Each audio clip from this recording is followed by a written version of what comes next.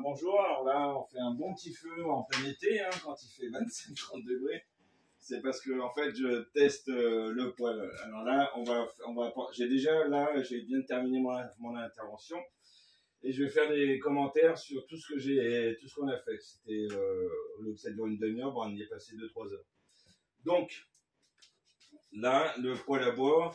On va y avoir plein de modifications. Hein. Il y aura, au lieu que ce soit du carrelage, il y aura une plaque en métal ici qui va faire le tour, qui sera un peu plus grande. Parce qu'ici, il y a des cendres qui sont tombées, qui ont commencé à foutre le feu un peu le parquet là. On voit là, c'est ici. Là voilà. Après, je pense qu'ici, ça serait nécessaire de mettre une plaque en métal aussi. Pour ça, c'est aussi, ça rappelle tout pour vous. Hein. C'est ma cliente qui tient le téléphone. Une plaque en métal pour protéger le mur. Là, ici, c'est du bois, donc c'est un piège à calories. Alors c'est dangereux. Alors ça va falloir, dans un premier temps, soit celle qui va décider. Sachant qu'à l'intérieur, il y a quand même, c'est du bois, mais il y a quand même une construction en béton juste derrière, parce que on contrôle là. Voilà. Soit on met des grilles pour faire une aération parce que c'est un piège à calories, c'est dangereux. Soit de toute façon on vire le bois parce qu'on est trop proche du poêle et on mettra elle mettra un cône métallique en deux, là, voilà, etc.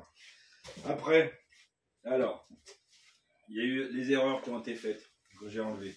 Ça c'est du placo anti-feu, c'est du placo rose, mais on voit bien qu'il était trop proche du conduit de cheminée. Donc ça, c'est un départ de feu, parce que ça reste du papier quand même. Hein.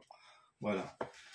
Comme autre erreur, ici, donc j'ai enlevé là, le bois, qui était ici.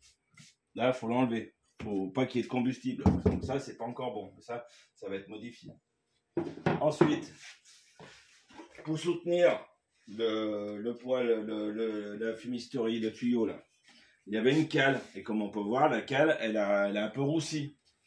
Elle était juste là. Et donc ça, c'est pas bon. Voilà, parce que ça peut prendre feu. Donc c'est pas bon. Après, donc moi j'ai tout ramené, etc. On a fait des contrôles. Je suis allé voir à l'extérieur si je voyais bien mon outil sortir à l'extérieur du tuyau de cheminée, parce qu'au départ, elle pensait qu'elle avait des abeilles, etc. Mais là, comme on chauffe, là, je veux dire que le nid d'abeilles et de guêpes, il est mort, là, ça y est.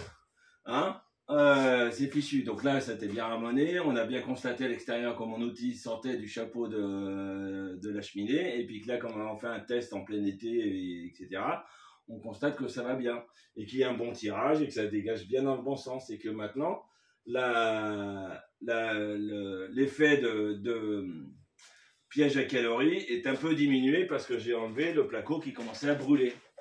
Voilà, donc faites passer des professionnels, parce que ça c'est une autoconstruction, c'était mal fait par des incompétents, et donc faites passer des professionnels parce que quand on manipule du chauffage et du feu, il faut en avoir peur, il faut le faire par des gens qui ont des assurances et qui savent ce qu'ils font, voilà, il faut être formé, voilà. Alexandre Stéphane, plombier chauffagiste et ramoneur, 06 20 98 17 10. Merci, au revoir.